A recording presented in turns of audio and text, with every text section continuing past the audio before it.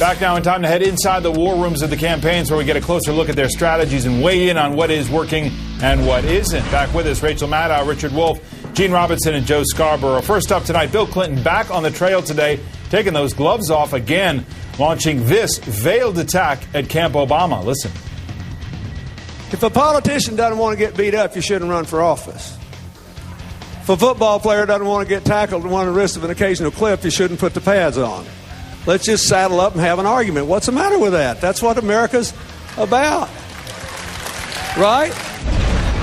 Richard Wolffe, this is Bill Clinton saying this is not really hardball here. This is still within the confines of a pretty normal argument in a campaign, no? Yeah, I guess he is, but 2 points. First of all, some of Hillary Clinton's lowest moments in this campaign have been when her husband is out doing this kind of thing. Secondly, wasn't it just yesterday that the Clinton campaign demanded that General McPeak step down for saying nasty things about Hillary Clinton? Wasn't it the Clinton campaign that wanted Samantha Power to step down because she called Hillary Clinton a monster? Come on, guys. If you want to play hardball, don't complain when the other side does that kind of thing. Joe, does this work? Well, first of all, I agree with Bill Clinton 100%. I mean, look at the campaigns that Bill Clinton ran as governor in Arkansas. Look at the campaign he ran in 92 and 96. This guy got mauled by the Republican Party, by the press, and he just kept on going. What Barack Obama is putting up with is child's play compared to what most politicians running for president put up with. I mean, look back at McCain in 2000. He didn't go around. But Rachel, I hear something else going on here. I think there's a taunt here, which is let's have an argument. The Clinton campaign wants the debate. They want to mix it up. It seems to be their hope of Obama's deconstruction here, whereas they would cast it as Obama wants to coast here, that he's got a pretty big lead. Which sounds tough until you realize that it's actually the candidate's spouse who's doing the taunting. It somehow takes away from your political toughness to invite somebody up and take a shot at you when it's not actually you who's saying that. Bill Clinton is the twofer here. He is the one who can throw stuff like this out, who can absorb some of the blows, who can take some of the criticism for the harshest stuff. Michelle Obama is not playing that kind of role in this campaign, and so even though it may look like toughness, I do think it's a bit disingenuous. But there's a really simple principle here, though. A really simple principle here. If you're behind, you want to fight. If you're ahead, you don't want to fight, and that's what's happening. All right, moving on. Barack Obama has released his tax returns after days of being hounded by the Clinton campaign to do it.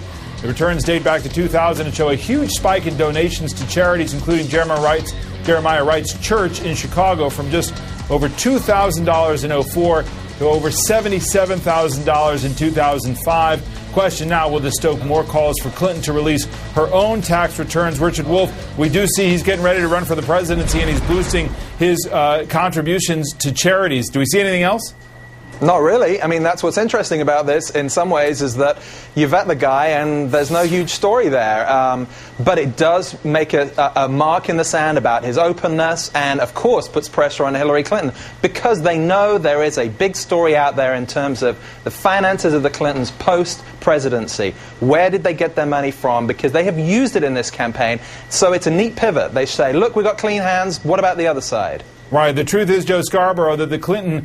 Not only Hillary Clinton, but Bill Clinton have a much longer record to scrutinize here in terms of contributions, all the contributions as well to the Clinton Library. Yeah, no doubt about it. And, of course, that's something that I suspect we're not going to be seeing until after Hillary Clinton's campaign is over. But as far as the tax returns go, I just think it's a non-story for the most part. These tax returns being released usually are. I think Americans expect politicians and public figures at this level to make pretty good money. The only thing that they have to worry about is if people scrutinize how much money he gave to Reverend Wright, because that keeps that story in the news. All right, finally tonight, the Clinton camp is hammering home the message inside their war room that she is still in it to win it, laying out their case in a press release listing a series of myths and facts. Among them this, the quote board says, the myth, the delegate math works decisively against Hillary, but they claim the fact is that the delegate math reflects an extremely close race that either candidate can win. They went further to say, quote, the math is actually very simple. With hundreds of delegates still uncommitted, Neither candidate has reached the number of delegates required to secure the nomination, and either candidate can reach the required number in the coming weeks and months. That is indisputable. Rachel, what is also indisputable is that she would really have to change the dynamic in this campaign and win something on the order of 70% of the rest of the delegates. That is hard math. The realistic way to put this is that neither candidate can win with the remaining state-based contests. Neither candidate can win without the superdelegates. The question for Democrats is not whether or not they want the superdelegates to decide this. The superdelegates are going to decide this, gross as that may seem to a lot of Democratic voters. And so, therefore, we should stop worrying about the ethics of that. We're faced with that now. And the real question ought to be, well, when should the superdelegates decide? Do we wait till Denver, or do we force them to do some sort of superdelegate primary sometime more soon, like in June, which has been proposed by the governor of Tennessee? But, Richard, is there anything beyond rhetoric here in saying, no, there really is a path to victory here that's real, that is actual arithmetic? No, it's rhetoric. It's the Department of Voodoo Math. Look, the pledged delegates are the way we assess the will of the people in these races. There are all sorts of caucus states that we still don't know what the popular vote is, so we can argue about percentages of this or that or the other. He has a 150-yard lead in pledged delegates. That's 10% more than Hillary Clinton has. It's a significant measure. We?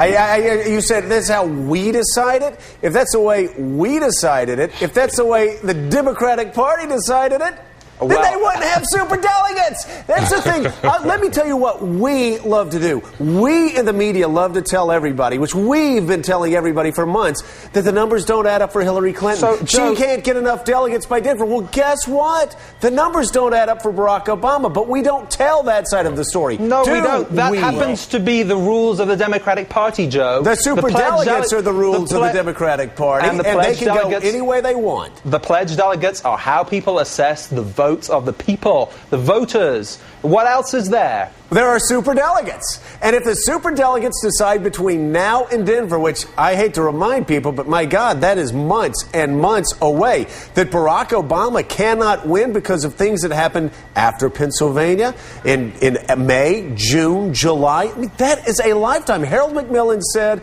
a week in politics is a lifetime. We've got months and months.